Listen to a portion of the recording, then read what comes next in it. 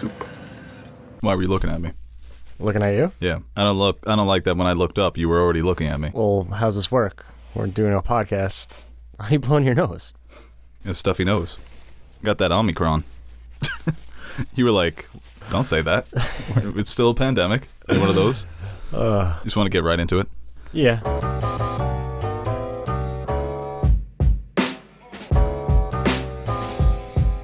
Welcome back, everybody, to another episode of the Nerd Soup Podcast. I am Bo Oliver, joined here today with Aaron, the Nerd Soup Monkey, and we are back for a very special episode. We are recording this mostly because we got some Game of Thrones news. Big time story. Apparently, Game of Thrones is getting a sequel series. I don't think anything is concrete just yet, but a lot of major publications were reporting on it. So, as you know, on this podcast, we never put a title on our podcast unless it's a rumor.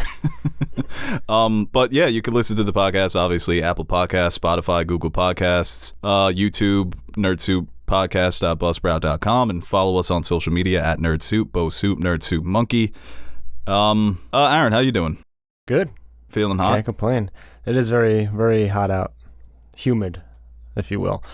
No, it's not humid. I think it is. Oh, I thought it was just pure hot. It's kind of windy. It kind of blends together. Hot wind is blowing. Yeah, the hot wind is humidity. No, but humidity is usually just like a swampy feel. Like the air is wet. The air feels very dry and windy. You know, I can see you're not a weatherman. No, I'm not. So it's hot out. It's all about just saying things confidently, being a weatherman. Yeah. They're just reading a green screen. I mean, teleprompter. Yeah. But yeah, doing fine. Still trying to process this news here. What a drop at 10:30. I couldn't sleep for like another 2 hours. I was just about to get to bed. I was a little tired. I'm like, I'm going to call it an early night. Then I got a text from you after I was watching The Boys, and so I wasn't really paying attention. And I look at my phone after, and it's Jon Snow sequel. You think LeBron was behind this? I think so. Remember when A-Rod announced that he was opting out of his contract during the Boston World Series? That was amazing, actually. Yeah. I love when athletes do that. Yeah, so. He's like, from one king to another, come on. Bring back Jon Snow. I think this was always inevitable, but not this soon. I was pretty shocked when I saw this. Yeah, so if we have to say that it's happening, there's no names but Kit Harrington. Right so now. That was the headliner. That Kit Harrington would reprise his role as Jon Snow, and it would obviously take place after the Game of Thrones series. No title, no showrunners, no directors, no word if George R.R. Martin is involved, and I imagine if eventually they announce that George is involved, his fans are going to be very upset by that. Just another TV show for him to focus on instead of the books. But, you know, you made the point last night on Twitter that Game of Thrones is done. We've got House of the Dragon coming out, a possible sequel to Game of Thrones, and Winds of Winter is still on the shelves. So that's all I want. You know, if you would have told somebody, I think maybe in 2014, you know, in 8 years, the show's going to be done and there's going to be a sequel show and wins, they wouldn't believe you. And then they would be like, who was that time traveler? I need to track him down in the present and kill him for making me suffer more. But yeah, so we would have to say 3 years away. Yeah. At minimum. And like I said, when it's just an announcement like this, things can fall apart. I mean, they shot the first episode of the first prequel series that they were going to do, and now that's not coming out. That's just in a vault somewhere.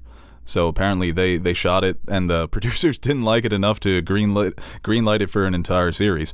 But I think that when you have such a big name coming back, you know, Jon Snow and Daenerys, two main characters of the show, most recognizable in terms of the characters and the actors, that's a good start. So I think that with a show like House of the Dragon, yeah, it's in the Game of Thrones universe, and you recognize the Targaryens, but it's not Jon Snow. No. I think that name still holds a lot of weight. And of course, you have to factor in a lot of the fans who were upset. Most of the fans who were upset by Season 8, are they going to come back? The reaction I saw online was mostly positive. I think it was more like a 70-30 split. Right. And what is the series going to be? Because it's happening so soon after the series, like, it's not like a 30-year jump where you can kind of reshuffle the board a little and create new problems. I mean, it's very much coming off the back of Game of Thrones. And all right, so Season 8 people didn't like. I have my problems with it as well, but it's there. So anything that's going to be done, I don't know if it's a retcon, but they can kind of continue off it and maybe create new conflict. But the thing is here, it's not going to be a a quote-unquote retcon or remake of Season 8 because so many things are different. There's no Daenerys, no Cersei, no Jaime. I mean, pretty much of who we're left, we know of Bran and Sam, Brienne, and Bronn, Tyrion. Like, there are still some notable characters, and that's another thing. If this is going to take place within the greater realm, you don't have these guys under contract anymore. You know? Oh, boy. That's a problem. You got to get your checkbooks out. I mean, I'm sure they'll take the check, but like, so that's. But in terms of how much you're going to have to pay a Peter Dinklage to get him back, now you're not getting those season 1 rates anymore. Oh hell no, bro. That's you for someone like Tyrion. Even some of these other characters, like a Bronn or Bran, those actors, they're so recognizable. You know, they played these characters for almost a decade. Fans would be disappointed, especially since it's so close, if you didn't get everyone back. And I don't think it's going to be a show where it strictly focuses on what Jon is doing in the North. But I think that's maybe the jumping off point. I don't want to say that's like the only route to go, but I mean, you could do that because there is still even Dunk and a Egg, ton though. Of mystery up north. There is, yeah. There's a lot of things you can do and create new storylines and take from different other aspects of the history, or maybe create something new. But if you're going to go back into like, what is it going to be, another conflict in the Seven Kingdoms, and we're kind of going to redo the ending, even though the ending we got is I'm 95% sure that's George's ending, because I don't think they make that ending, Bran on the King, Daenerys dying, without knowing those pieces of information, which they did know. What I'm going for is, like, Game of Thrones is over, so you can't really use this as a retcon because that story is completed. There has to be a completely new story. Oh, I think it will be, yeah. What's that going... I know, but I saw a lot of people like saying it's going to be kind of like a retcon. Unless you just bring back everybody, and that's just a remake of Season 8. So there has to be something new, and I think the biggest problem is getting everybody back. You think Sophie Turner is going to be cheap now? Maisie Williams? Like, these people are moving on to other projects. That's going to be very expensive, but I think if you're HBO, you shell it out because you just know how popular this show can be. But yeah, I think that's the biggest problem. The second is what is going to be the conflict? What are they going to make it? I think if you contain it to the north, there's easier or a more sensible story through line you can make to create with Jon and his new, and Tormund obviously would be this. You would have to get him back.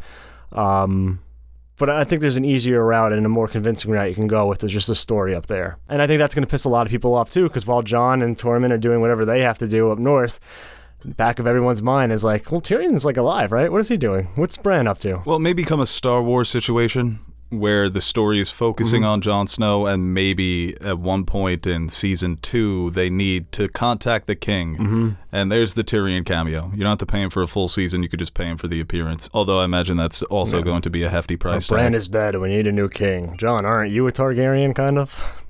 Ooh, I don't like that. So, like... That's why I think if they were going to do a spin-off, I think Arya would have been the first route to kind of lead into this in the meantime, and maybe 15, 20 years down the line we would have gotten this, but... Well, what I truly want is an anime series of A Song of Ice and Fire.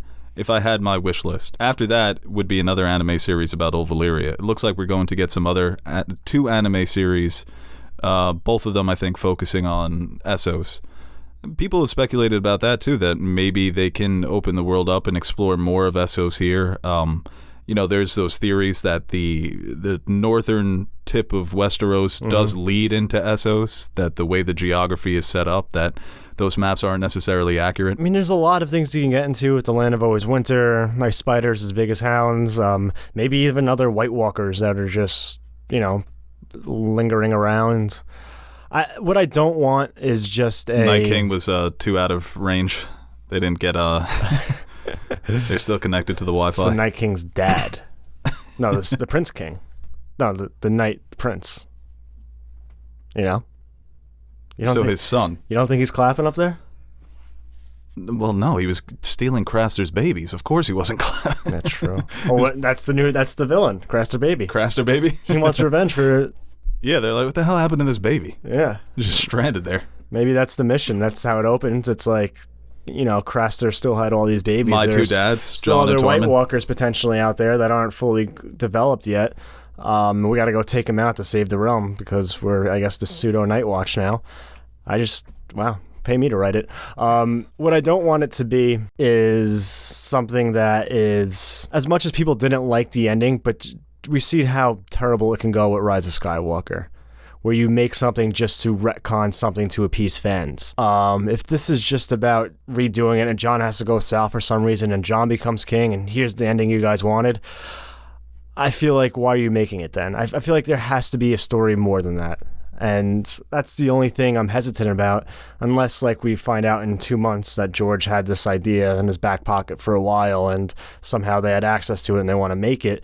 But other than that, it just seems very much like, well, maybe in 20 years, Game of Thrones might completely fall off the face of the earth where no one cares about it. While we have these characters, while Kit Harrington's available, let's just try to make something here, and we'll figure it out as we go. That's what they did with The Rise of Skywalker, and it turned out horrendously. So as bad as the ending was for Season 8, if this is done without a clear plan just to kind of fix some things, then I don't think that's a reason to make this show at all. I'm still fucking ecstatic and excited for it, but I just hope they put the right people in place to make this story. And HBO and Harrington's representatives had no comment on this, so I think once they make it official, that's maybe where we'll get some more concrete breadcrumbs, where point us in a direction of what this show is actually going to be.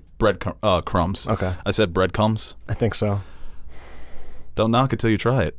But the idea of bringing back different characters who may have kicked the bucket. Daenerys. Obviously, she was taken by Drogon at the end of the series. Here, then? Trust me, we've had problems with the ending too, but like, I don't know. Well, just speculating. I know. Get the heart rate down, get the blood pressure low. That would be pumped though. Well, I think this is a money move because I think you hit the nail on the head. If Game of Thrones is gone from pop culture for too long, people always argue that it ended so poorly that it kind of wiped out its standing from pop culture entirely. Maybe they do feel pressure to bring back one of their stars. It's sort of got this energy of buying your pissed off kid an Xbox. We know we know that you hated Season 8. Maybe this will be enough to satisfy your need for better Game of Thrones content. I think like they just need the right people in there, I guess, and I can only think of 2 people, and that's bring back D&D. Oh, why would you even say that? I wasn't even going to bring them up because it wasn't even a thought. I mean, obviously, I saw people tweeting about, are D&D attached? And instantly I thought to myself, there's no way. I feel bad for them. I don't care that nobody else does, only because they truly fucked up by not bringing it home. In the sense of, sometimes you write something and it's not good, that's fine. But I do think there was a part of them that wanted to wrap it off and ride it off into the sunset as the 2 creators of Game of Thrones. What do you got next for me, Hollywood? Come kiss the throne and maybe I'll adapt your movie. Maybe I'll adapt your show. I think they were so ready for that. Mm-hmm. And it kind of sucks, for them. I don't know what they're attached to these days. Not enough people blame George, too.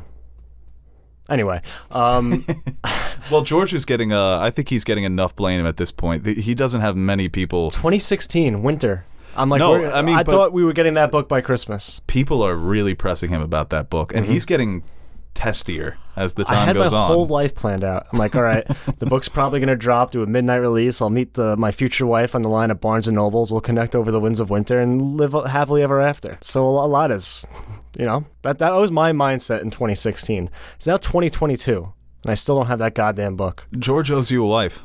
He owes you happiness. Paris? Okay, relax. This was such a random drop, too. Do you think this has anything to do with House of Dragon? House of Dragon sucks? Is that what you're thinking? They're trying to get out in front of it already?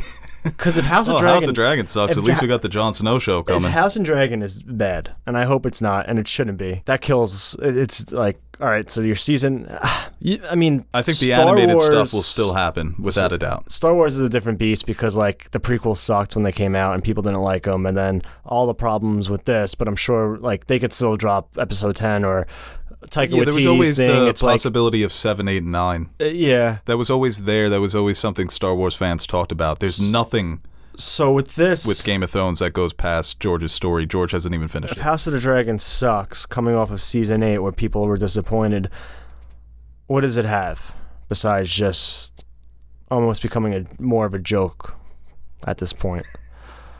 Unless you're like, oh, but at least we got that Jon Snow sequel to look forward to. And that's kind of like, in front of it. It's like, all right, so just so we stay in like good graces for another few years while this kind of lingers out. Or it could be, House of the Dragon's good. We're ramping it back up, and here we go. Here's some Jon Snow going, building off that Targaryen hype. Hopefully it's the latter, where they've seen House of the Dragon and they think to themselves, oh, this is a surefire hit. We're bringing back the gang. We're going to get this thing rolling again. But if it was a surefire hit, yeah, you wouldn't need to bring back the gang. You would just greenlight season 2 before the season airs, right? Ah, damn, that sucks. Yeah, we're in our own heads right now. I don't think there's a world where House of the Dragon is going to be so bad that it kills Game of Thrones permanently. I don't think so. They've obviously brought back some of the producers, and Sapochnik as he's the showrunner, right? For House of Dragon? Them, yeah. Yeah, he's one of the showrunners. George is heavily involved. This source material is so good, and HBO has such a good track record that I feel its floor is a good series, and that its ceiling is obviously what Game of Thrones hit. Because there's a lot of depth to this story, and I think it does say a lot, like you mentioned before, them canceling the Long Night series, or not even greenlighting it in the first place. So that tells me like they weren't just going to throw anything out there. Because if that was the case, then we would have got that series. So, it's like I'm really interested to see that pilot. They were vetting stories, and like if they were just trying to throw anything out there to make money and keep the Game of Thrones in the zeitgeist, then they probably would have went forward with that. That at least tells me like they have some sort of standard and a quality. A quality in the show that they wouldn't just greenlight anything. So that's a positive. Yeah, and I think, what Game of Thrones, it wasn't only just bad for the show, it was bad for HBO. Mm-hmm. So there may be a little bit of, we need to prove that we can still do this. Like the other day on Twitter, I saw 2 people arguing about anime live-action adaptations, and somebody argued that they're not going to be good until HBO produces one. So HBO has that rep for a long time now, and they fumbled when it came to season 8. Not only the quality of the show, but the potential in merchandising. There was Game of Thrones merchandise everywhere you looked during season 8, and then it was gone in a flash. So I think that there is some Comic-Con as well. There was so much potential for them to open this up, like Star Wars and Marvel. So I think in the back of their minds, they're thinking, why not just do it anyway? Does it feel... I imagine some people are going to say this feels desperate, bringing back Jon Snow, doing it so quickly. I mean, the line at the end of the show was, ask me in 10 years. So maybe the show will take that into consideration and well, you could Jon Snow time jump. Kit Harrington could play Jon Snow in 2 years, and you can be like 10 years in the future. Right. Yeah, that's not. I mean, it's always easier to make people look older. You don't have to make him. You can just same Jon Snow, Kit Harrington. Dude, they should just bring them all back for a season 8 remake. That's. Obviously, they would never, ever do it, but we're losing time. That window, we're exiting that window when all these actors could actually come back and still look the part. But I know. It's obviously never going to happen. That's unprecedented, right, though, right? Just remake an entire season. Oh, yeah. Especially with what they went through. It was a grind to shoot. It was a 2-year shoot. Yeah. Horror stories.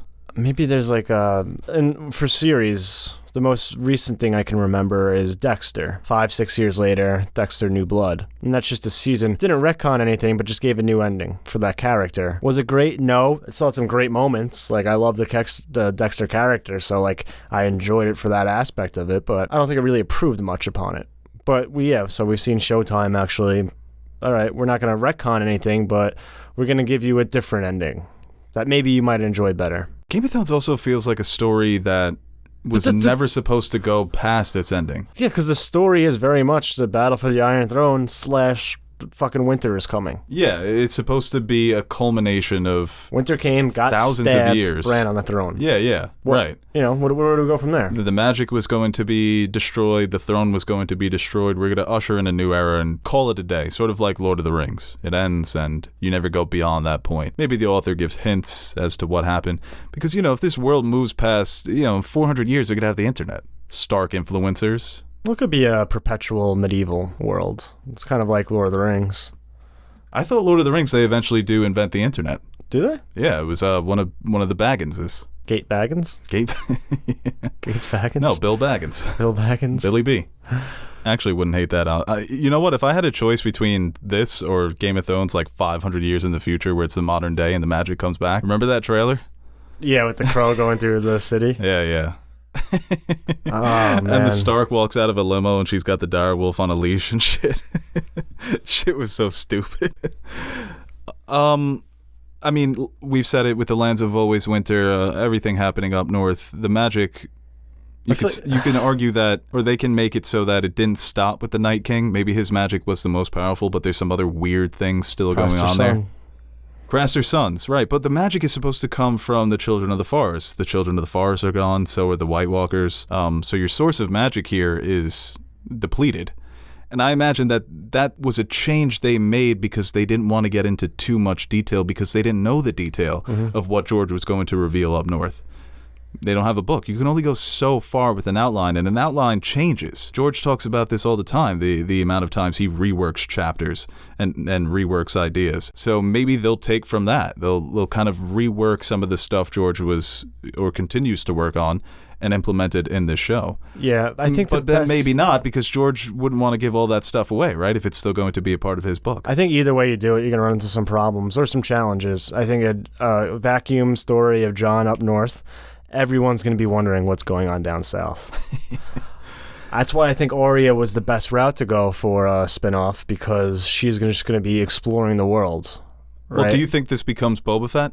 Where it's like one episode, one episode, Sansa being queen. I'm the queen now. The logistics of getting everybody back is going to be so tough. They could do it. Not impossible. It's not impossible. Realistically, Jon didn't... No. Well, if they're going to pump... Almost said Daenerys. Jon, Sansa, Arya, Tyrion, Bran. That's 5.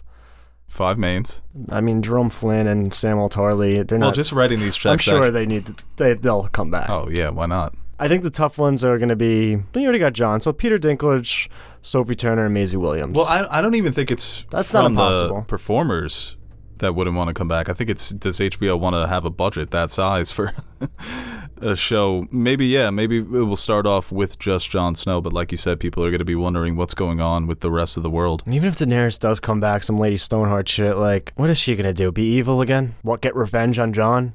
Want the same thing we started with? There's no clean way to make that work. I think Daenerys is dead, unfortunately. And he brings her to old Valyria and resurrects her, and then what? Jon Daenerys Part 2? Maybe a more unleashed Daenerys, who's basically just like, fuck everybody, and not like she kind of was already. So, like, you're just rehashing that.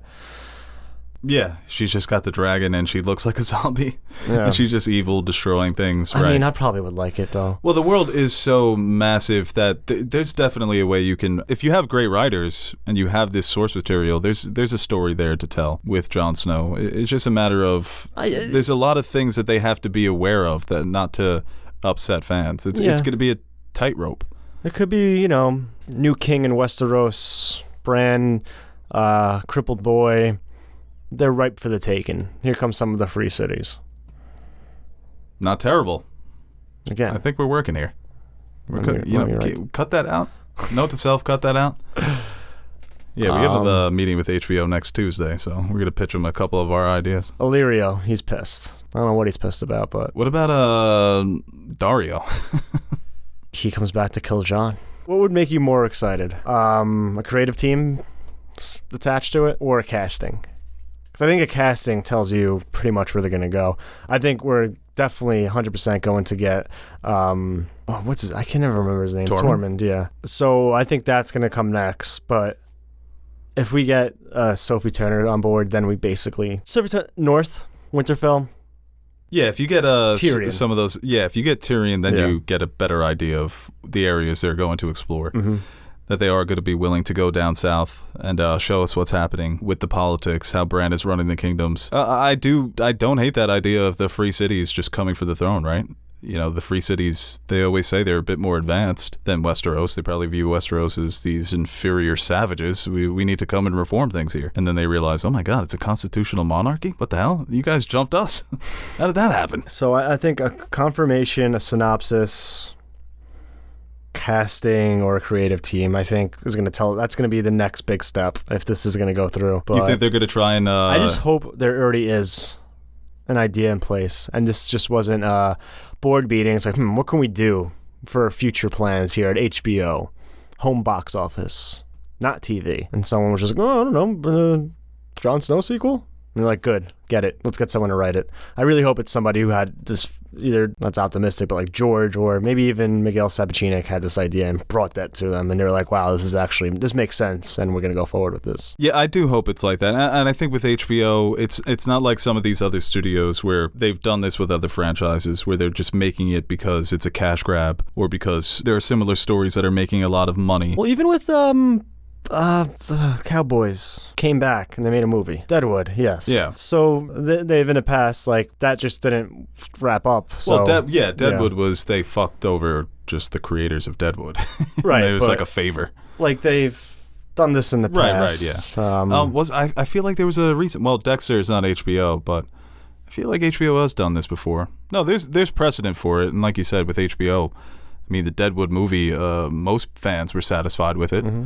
So it's not like it came out and they were like, oh, Rome, though, right? Was Rome HBO? Yeah. Okay. Yeah, I think we have to we're in the wait and see period now. Mm-hmm. This was a bombshell news, and we can speculate, and I'm sure we'll continue to speculate in the weeks ahead about what it's going to be. Jon Snow, Kit Harrington coming back, and I wouldn't be surprised if in a few months we haven't heard anything about this, and then in 6 months we haven't heard anything about this, and then 9 months we haven't heard anything about this, and it was fun for that one day, and I think that's we're it. Gonna get anything, and this is just a big not a nothing burger. It's gonna happen during House of the Dragon.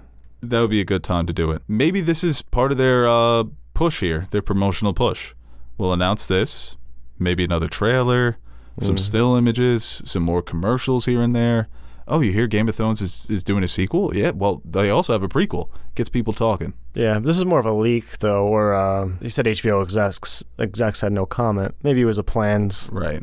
Well, those sources, you know. We were going to get so much... all the years, all the sources that gave us news that wasn't true. A lot of sauces. A lot of sauces to pick from. My favorite thing, too, low-key, when big movie or Twitter news breaks is people tweeting breaking with the story. So it looks like they're breaking the news, but they clearly read the same discussing film tweet that we did. I was like, is this a story where we start posting like this? And then I didn't. Yeah, I mean, the main stories here... actually, you know what? Let's just go to fan questions. We've been recording for about a half hour. Sorry, stories.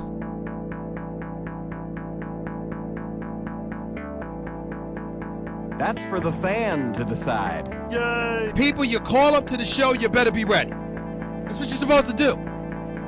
Sitting there arguing and you're trying to spell your name and all of this other stuff. It's not your show, it's my show. I'm giving you the opportunity to speak your mind. Don't call up here unless you got something to say. Got our first look at Ken in the Barbie movie. Look at that. Yeah, that kind of freaks me out. The picture of Ken? Yeah. It doesn't look... I guess that's part of the deal, right? One of my friends was like, he's looking older. He doesn't look old for his age, but obviously he's not the Ryan Gosling of 10 years ago, because that was 10 years ago. But you could definitely... He looks more like a middle-aged man, and I think when you think Ken, you think... I think it's like the fit, like the maybe hair. Glenn Powell would have been better. No. I think he still has his You haven't seen fastball. Top Gun Maverick. So... I think it's just the hair, the look. Go watch Top Gun. Tell me Glenn Powell wouldn't have been a great Ken. Okay. This question here from DGA. Aside from rap, what's your next favorite music genre, artists? Genre would be tough. I don't know. What genre is Stevie Wonder? That's my favorite genre. Yeah. I pretty much like a little bit of everything. Not a huge like country fan, but pretty much, I don't know. I kind of listen to what I listen to, and that's kind of it. It's hard for like a new song to like kind of break into my routine. I would say after hip hop, it probably would be more folk pop, and I think that's why I always preferred the Beatles over some of those other their contemporaries, those other big bands like the Stones or Led Zeppelin, Pink Floyd. And I do love all those classic bands. But, like Fleetwood Mac or Nick Drake or Van Morrison. I sort of like that folky pop. Not traditional folk, but a bit slower, a bit softer. Love the acoustic guitar. I mean, Nick Drake's albums. I've listened to Pink Moon a million times. And like I said, Stevie Wonder, kind of the popular music that's got jazzy flavor to it and a bit of soul. I love Marvin Gaye, love all the Motown oldies. So yeah, I would go folk pop probably after hip hop, and then rock and roll. Yeah. Can't go wrong with rock Good and roll, old classic man. rock and roll. Because it's such a it's a very broad genre, and I think hip hop's the the stages same. that it's been through. I mean, going back to obviously the Elvis days into what it's kind of developed into, to the Beatles, to the Stones, and getting into. Didn't even start with Chuck Berry. You did it all over again. I mean, it's the king of. When people think rock and roll, it's Elvis. It's not right, or not Ray Charles. It shouldn't be, but I mean the evolution too. I mean, we even go into like more hard, like AC/DC, into like Iron Maiden, and then really like shifting back towards more grunge, and then today it's either alternative or very heavy type hardcore rock and roll metal, if you will. So yeah, Nirvana made us really soft, which I don't mind because I do like Nirvana. But their influence, we still feel it to this day when it comes to rock and roll. Good question. Well, I guess you see hip hop kind of. I think hip hop got a little bit, rock and roll definitely got a head start when it comes to, I guess, mainstream success. But the way it's evolved and kind of branched out into all these different subgenres as well. So I think it's just natural evolution in music. Yeah, and hip hop is so young. Talking to some of my old cousins, not old, but they're getting up there now, who grew up in New York in the late 70s, early 80s. They lived through the birth of hip hop, through that initial evolution and introduction of what the music was in the early 70s to what it became when it was mainstream. And it puts it in perspective that it's such a young art. All the OGs are now getting into their 60s, their mid 60s, which is still feels young, being 60 these days. It's the new 50. So. Like Elvis has been dead for what, a millennia? How long's a millennia? I don't know. Isn't that 1,000 years? That's what it feels like. Yeah, Elvis was a Viking, right? Yeah. Damn, those Norse, they gave us a lot. I mean, I haven't seen the movie, so no spoilers, but I'm pretty sure he died around what? Wow, that is stylized. Yeah. Wasn't it the 70s? It's still like 50 years, man. Yeah. That's a long time. Right. This question here from Ethan okay, we'll just keep you as Ethan. What's your guys' favorite, least talked about film or show as of late? Well, show, and a lot of people have been saying this on the internet, it's Barry. Season 3 of Barry. I gotta watch that season, man. It's the first two are so fucking good. It was a perfect season. It really was. Every episode just got better and better. The finale was, I don't even want to say anything about it, but if anybody out there who's seen it, you know what I'm talking about. But it's just a show that I wish, maybe it's the 30-minute runtimes, Those comedies never blow up as much as the dramas on HBO, but Barry's, it fits into a lot of different genres. And at this point, you could say it's arguably the best show that HBO's got on TV. Yeah. If we're going to go more recent, I mean, well, this is kind of both. Well, a movie for me would be After Yang. That came and went. Yeah. I loved it when we saw it at Sundance. So many movies come and go. I know. It is kind of sad. After Yang, it deserves to be like... And it didn't really catch on with like, usually film Twitter. I think you liked this tweet the other day. It's like if you tell... a normal person that your favorite movie is Seven Samurai, they wouldn't know what you're talking. They think you're making it up. And then if you told a film fan or film Twitter that's your favorite movie, they'll be like, "Oh, you're a basic bitch."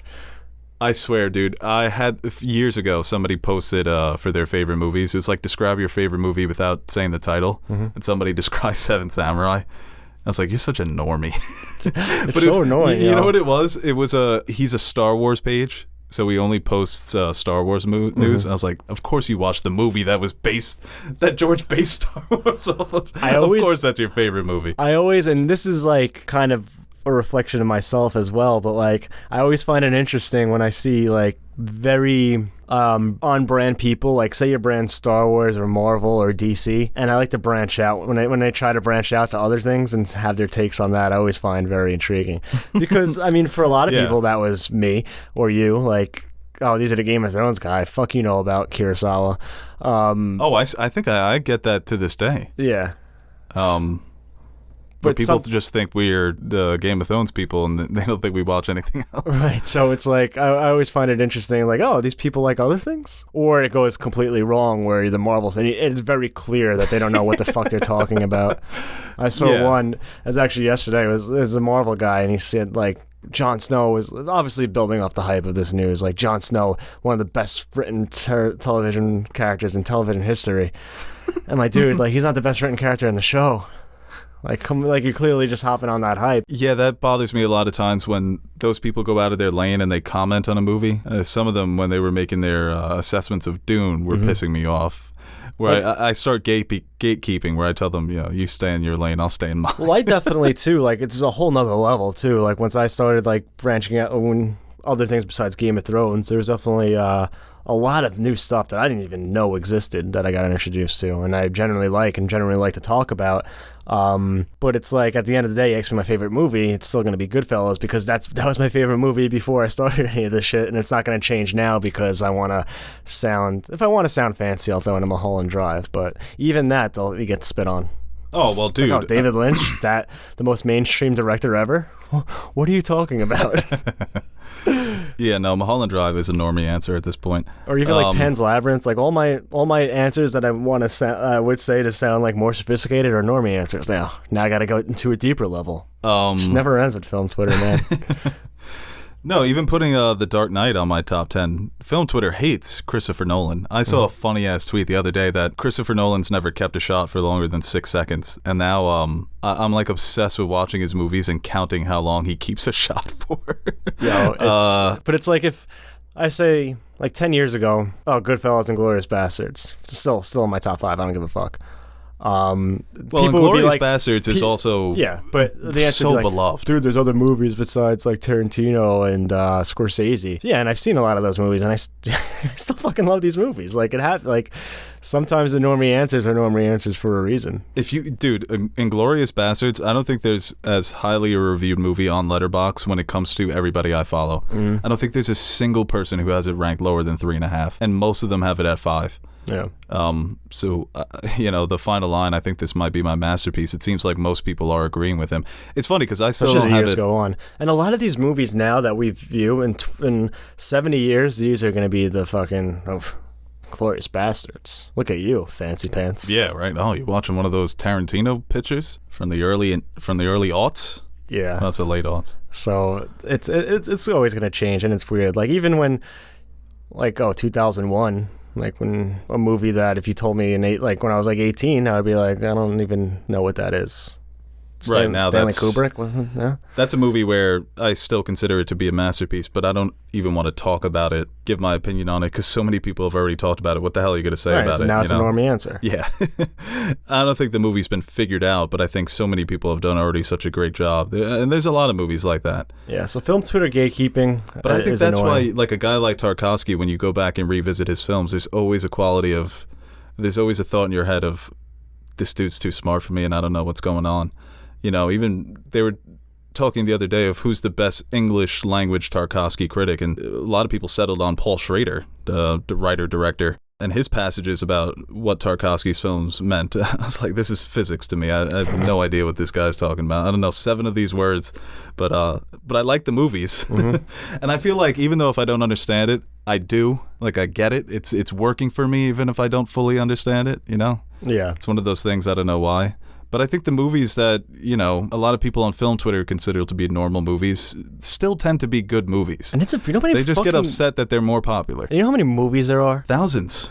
Right. Every year. And especially for like a lot of contemporary film fans that are trying to learn more and like go back, like it's hard enough to keep up with what's coming out now or the past 20 years. Now you got to tell me you got to go back almost 100 years now. It's a lot of shit to consume, and not even only consume, but like consume it, bank it, and have it like ready to go. And if you don't, you're just a fucking normie asshole.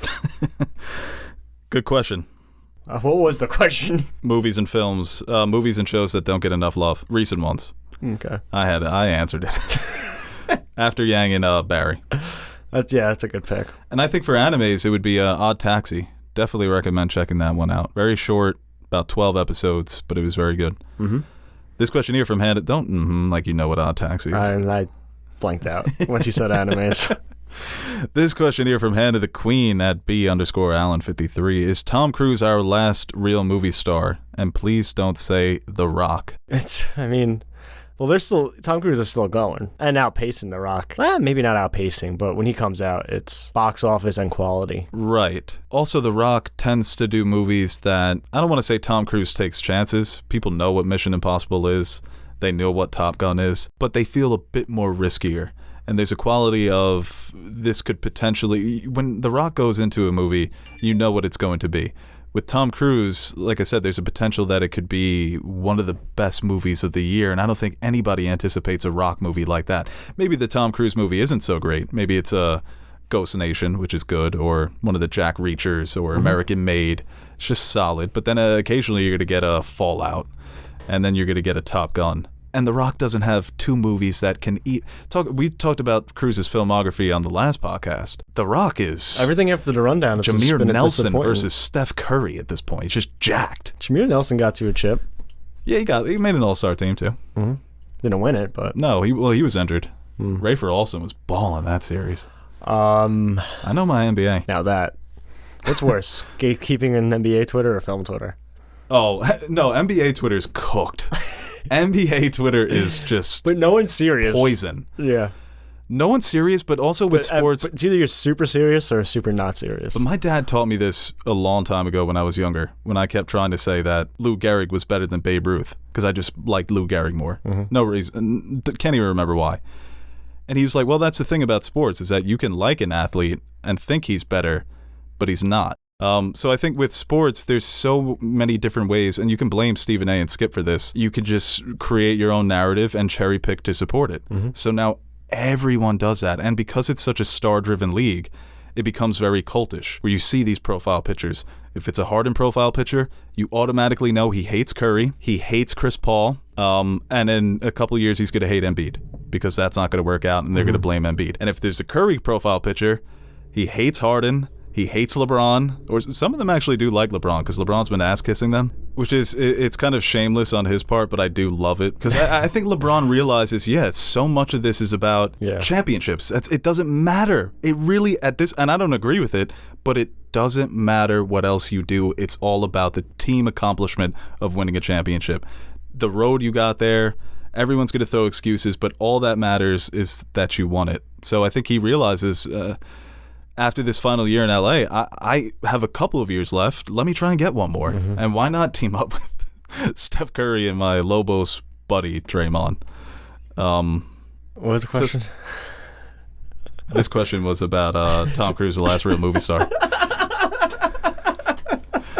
But I could trace how we got here because we were talking about the narratives. Jameer Nelson. Right, Jameer Nelson, yeah. It's... The narrative for The Rock isn't so strong. So when it comes to him, but I think there is something to Tom Cruise being truly the last movie star, where it feels different. He feels like he's cut from the cloth of old Hollywood. Right, yeah, and that was years ago. Yeah, I think he is. And you can make a case that there are some newer, fresher names that I think maybe could morph into what Tom Cruise is, but I think Chris Pratt, that window is closing. And Ryan Gosling, he's not necessarily an action star, but I would still consider him to be a movie star. But they're few and far between at this point. Yeah. Well, we've come a long way from like the Bruce Lee's, Chuck Norris, Jean-Claude Van Damme type action stars, where probably weren't the best actors. They were like, oh, who can we play to be these badass fucking martial artists? And like, well, let's get real badass martial artists and teach him to act. Now it's very much find a good actor and teach him how to do all these other things. Yeah. So it's evolved in a way where I think, and also I think there's a hesitancy for a lot of these big stars to be typecasted as well. Where I feel like, what did Chuck Norris ever have to worry about getting typecast? It's like, well, that's what I do. So, yeah, and I think some of them come to regret it.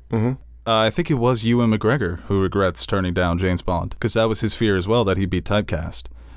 But I think Tom Cruise has proven there's nothing wrong with that.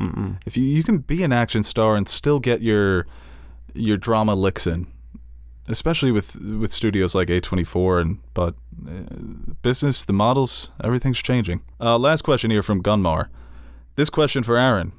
Obi-Wan or Miss Marvel? Which show have you enjoyed more so far? I've only watched the first episode of Miss Marvel, so it's hard to make a blanket statement on that, but I think Obi-Wan, like just pure enjoyment level, that last episode of Obi-Wan was the most fun I've had watching that series, and more fun than I had watching the first episode of Miss Marvel. Not saying that I don't like it or don't enjoy it at all, but I think it's just too early. And it really hasn't built up to any moments where I'm just like super engaged yet. I think it has potential to get there, but as of now, one episode in, and I just have to go to Obi-Wan. All right, we'll take one more question here from Kevin. Is Steph Curry top 10 all time? Well, I said a few weeks ago he was. Because I'm always making my lists. I think when we look back, I had him at number 10. It hasn't changed for me. The way he's changed the game and the way the game is going to evolve at post-Curry, in 20 years, I think his resume is going to look that much better. When he is pretty much the man who started it all, like when in 2042, when we look at the NBA, and we look at this new era of basketball, it's going to be Steph Curry. Bro, when you look at his efficiency ratings, his percentages, it's not even close historically. There's no... People are like, oh, Reggie and Ray, if they played in this era, no. See, when I think of Reggie and Ray, I think of just spot-up shooters. I think Steph Curry is so much more than that. He's so much more than that, and then his efficiency is still so much higher, bro. Like, I'll never be able to... 2016, he truly was... You know, LeBron's always coasting in the regular season. He was the best player in the league for that regular season. Those 30 points per game on 20 shots, absolutely disgusting. What he's been able to do with that stroke, man. He is so dangerous. He is so nice. Just the ability to be that size. I just flick it up at the rim, and I'm better than you. I don't need to be stronger. I don't need to be quicker. I can get to the rack, though, because I got my nice little handles. Outside of Kobe, he's the best guard that I've seen in my lifetime. Since 1993 till present day of all the basketball I've watched, my two favorite players of all time are Allen Iverson and LeBron James. Curry's obviously better than Iverson, so outside of Kobe, and I think he's right in that class, he's the best guard I've ever seen. So I've got him 10. What a trajectory. I mean, look back at his career. Like, especially coming out of college, size issues, obviously. Then he had the injuries. The early days with Monte Ellis, like, that's who he was, who... His upside was maybe Ray Allen level for a couple of years. If he has some good years shooting the three. Like, that's what you really thought, like, he would turn out to be. But, I mean, the way he just exploded. Obviously, the last couple of years with Mark Jackson, but once Steve Kerr came, and Kerr needs to get more credit. I feel like he gets disregarded as one of the better. He does. No, he's one of the best coaches of all time. Especially because, I mean, the KD years, sure. I think this is his most impressive championship, by the way. But if you want to like discredit the two KD years, whatever. But first of all, to even get him to that level, to win 73 wins, even though they didn't win the championship that season, but to win one, have that all-time season with homegrown talent, to bring in KD, manage the egos and manage everything in the locker room, win two more, lose KD, revamp again, get not a whole new group, you still have your core, but bring in new pieces, supporting pieces, the Wigginses, the Pools, and make another championship contender again is pretty incredible. I always say he's my favorite color commentator. I miss him so much in the booth because I think there's such a lack of good color commentators to go with some of those good play-by-play guys. He was so smart. You can hear him. Nobody was better at analyzing the game than Steve Kerr. I remember Phil Jackson, when he was trying to lure him to the Knicks, was always buttering him up on Twitter, saying things to that effect, that just the way he was able to see things on the floor and break them down, it's obviously translated to coaching. That whole system there, you have to really respect what they've built, because it reminds me so much of the Spurs, where a lot of luck went into it, not only just acquiring the talent, but the talent's personalities. A guy like Steph Curry to be such a team player, to be team first, to allow Kerr to coach him, to allow Jackson to coach him, because he got on very well with Mark Jackson. That goes such a long way, because when the top guy's being yelled at and being coached, you can't say anything. And that was very much what Duncan and Popovich had. They had that great rapport together. And now look, you have Andre Iguodala, who's basically a player coach. Mm-hmm. And Kerr just sits there with his arms crossed. Like, yeah, Iggy's going to handle this. That's great coaching. When you guys, when you have a team so connected where everybody knows their roles, when to speak, when not to speak, what to do on the floor.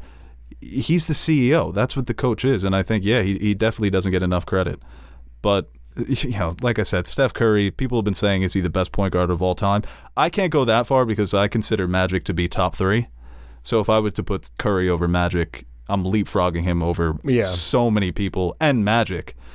I think Magic's become very underrated. I think that Jordan, LeBron, and Magic are just right with each other.